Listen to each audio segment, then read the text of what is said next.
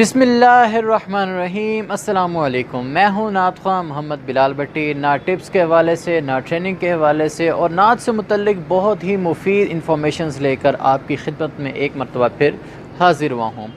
आज की वीडियो में भी हम बहुत से अहम टॉपिक्स पर बात करेंगे। वीडियो होने वाली है बहुत ही ज़्यादा इंटरेस्टिंग। मैं बताता चलूँ कि आज की वीडियो में हम कौन कौन से टॉपिक्स को कवर करेंगे। कमेंट सेक्शन में आप लोग अपनी मोहब्बतों का इजहार करते हैं, उसके साथ साथ अपने मसाइल भी बयान करते हैं। नात ख़वानी के मुतल्लिक आपको जो जो प्रॉब्लम्स फेस करना पड़ती हैं पढ़त के हवाले से, वो भी आप डिस्कस करते हैं। तो मैं वो सब चीज़ें नोट डाउन करके रख लेता हूँ और जब भी टाइम मिलता है उन पर मैं एक डेडिकेटेड वीडियो बना देता हूँ। बहुत ज़्यादा पूछा जाने वाला सवाल ये था कि बिलाल भाई, नात पढ़ते हुए हमारे मुँह में लुआब इकट्ठा हो जाता है, बहुत ज़्यादा थूक इकट्ठा हो जाता है, तो ये क्यों होता है और इसका हल क्या है, इसके बारे में भी हमें बताएं। और कुछ दोस्त ये कहते हैं कि बिलाल भाई हमारी पढ़त में असर नहीं है, लोग हमारी परफॉर्मेंस तवज्जो से सुनते नहीं हैं, हम क्या करें, इसके बारे में भी कुछ बताएं। इस वाले से भी मैं बात करूंगा। इसके अलावा बहुत ज़्यादा पूछा जाने वाला सवाल ये था कि बिलाल भाई महफिल पे जाने से पहले हमें क्या क्या काम करने चाहिए।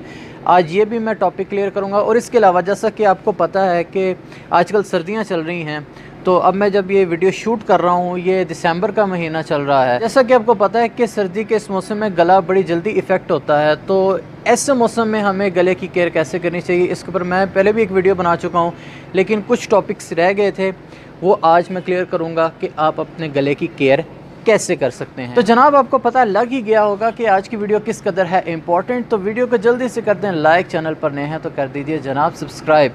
और जो लोग पहली दफ़ा मेरी वीडियो देख रहे हैं उनको मैं बताता चलूँ कि नात ट्रेनिंग के हवाले से मैंने मज़ीद वीडियोस भी बना रखी हैं। ये वीडियो देखने के बाद आप डिस्क्रिप्शन बॉक्स को चेक कर सकते हैं, वहाँ पर मैंने अपनी पुरानी वीडियोस का लिंक दिया हुआ है। पूरी प्लेलिस्ट है, बारी बारी वीडियोस को वॉच करें, आपको इंशाल्लाह ताला बहुत फ़ायदा होगा। तो सबसे पहले अपने पहले टॉपिक की तरफ चलते हैं। सबसे पहले हम बात ये करेंगे कि आया मुँह में थूक लवाब ज़रूरत से ज़्यादा इकट्ठा क्यों होता है। इसकी मेन वजह डॉक्टर्स और हुक्मा हजरात ये बताते हैं कि जब मैदे में गर्मी हो जाए, हवा पैदा हो जाए, अंतड़ियों में हवा पैदा हो जाए, तो उस सूरत में ऐसी सिचुएशन में हमारे मुंह के मसाम ज़रूरत से ज़्यादा खुल जाते हैं, जिसकी वजह से मुंह में जो लुआब है वो ज़रूरत से ज़्यादा रिलीज़ होना शुरू हो जाता है। तब ये प्रॉब्लम्स आती हैं और मोस्टली इन पेशेंट्स को कब्ज़ की शिकायत भी रहती है। और फिर होता ये है कि आप महफिल में भी बैठे हुए हैं तो आपके मुंह में ज़रूरत से ज़्यादा लुआब आ रहा है, वो बाहर की झाग की सूरत में भी निकल रहा है। आप सोए हुए हैं तो आपके बिस्तर पर भी जो है वो लुआब जो है वो गिरता रहेगा। आप महफिल में कहीं बैठ नहीं सकते, आप पढ़ना शुरू करते हैं तो आप 2-3 शेर पढ़ते हैं, आपका मुँह लुआब से भर जाता है। ये बहुत ही मेजर प्रॉब्लम है।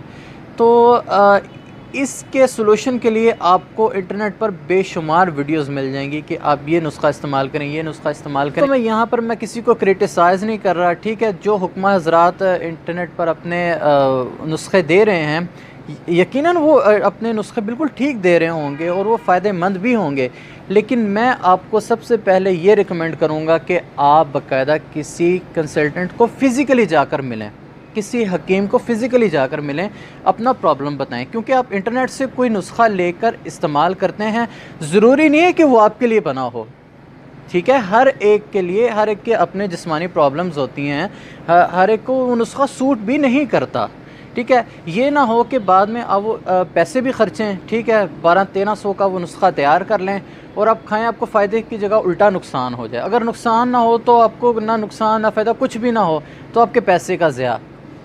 तो थोड़ी सी मेहनत कर लिया करें, बाकायदा किसी हकीम से और डॉक्टर से रुजू करें। और ये ऐसी प्रॉब्लम नहीं है कि अल्लाह माफ़ करिए ठीक नहीं हो सकती, ये बिल्कुल ठीक हो सकती है, लेकिन हम इस पर तवज्जो नहीं देते। हम सिर्फ कहते हैं कि यार हमें कहीं बाहर ना जाना पड़े, इंटरनेट से ही हमें नुस्खा मिल जाए, वो हम घर में तैयार करके यूज़ कर लेंगे।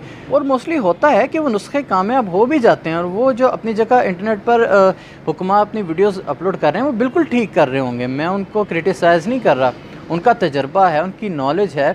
लेकिन मैं आपको रिकमेंड करूँगा अगर आपको इंटरनेट पर भी किसी का नुस्खा पसंद आ रहा है तो आप उस यूट्यूबर से बाकायदा रब्ता करें, उन्होंने अपने नंबर डिस्क्रिप्शन में दिए होते हैं, अब बाकायदा उनसे मिलें।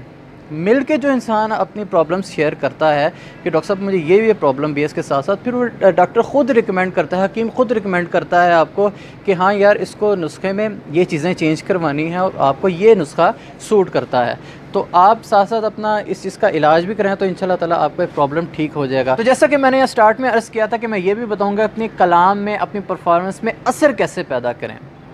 ठीक है, बात बड़ी मुख्तसर सी है और बात बड़ी जामे है, गौर से समात कीजिएगा कि सिर्फ सुरीला होना ही काफ़ी नहीं है, आपके कलाम में मिठास भी होनी चाहिए, फ़ील भी होनी चाहिए, असर भी होना चाहिए।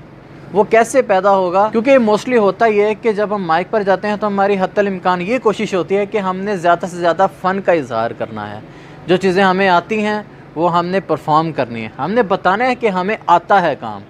इसी चक्कर में हम तासुर को और फ़ील को बहुत पीछे छोड़ देते हैं, जिसकी वजह से ऑडियंस हमारा कलाम गौर से नहीं सुनती। क्योंकि फ़न का आना बहुत अच्छी बात है, लेकिन फ़न को फ़न की जगह पर दिखाना ये कमाल है।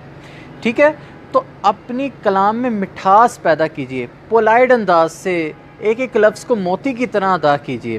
क्लासिकल अगर आपको आता है तो वेल एंड गुड, आप क्लासिकल दिखाएं, वो हल्का सा टच हो। क्लासिकल अंदाज को बहुत पसंद करता हूँ, मैं ख़ुद भी पढ़ता हूँ, लेकिन मैं ये कहता हूँ कि क्लासिकल इतना हो कि वो भला महसूस हो।